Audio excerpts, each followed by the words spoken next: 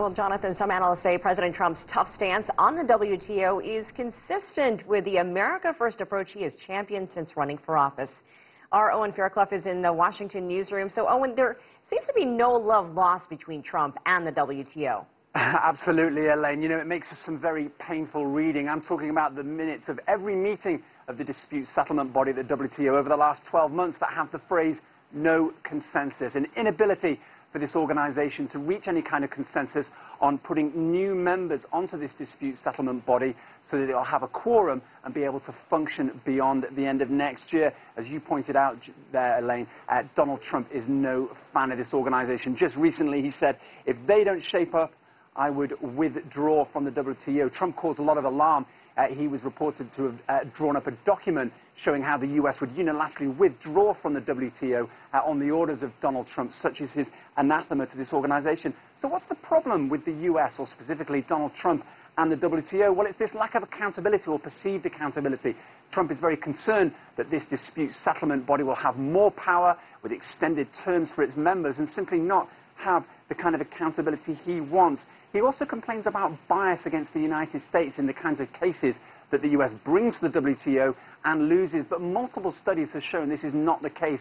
The U.S. comes out on top in the WTO, winning more cases in the disputes it brings than it actually loses. And, of course, looming large in all of this, China's membership. The U.S. has long complained that China allegedly abuses its position as a developing country to benefit from things like subsidies and some trade barriers. Two things, of course, at the heart of this global trade war, and specifically the trade battle with China. Well, it's fair to say, to be fair to the Trump administration, this blocking of new appointees to the dispute settlement body that Jonathan was talking about just a moment ago started under the Obama administration, but it's also true to say that it's certainly accelerated under the Trump administration, and the tone is markedly more aggressive.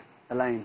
So, Owen, how likely is it that the U.S. would pull out of the WTO, or at least cause it to effectively stop working? That's the big question. I mentioned a moment ago Trump talking about unilaterally pulling the United States out of the WTO. There are lots of experts here in the United States that if he does that, it could actually backfire, meaning that trade partners across the world could actually raise tariffs on the United States because they would be effectively conducting business away from the WTO.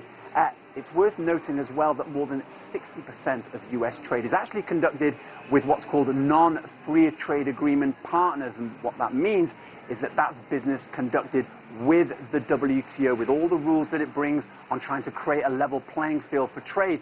So again, the U.S. would have to conduct all this business away from the WTO, leading to potentially all sorts of problems.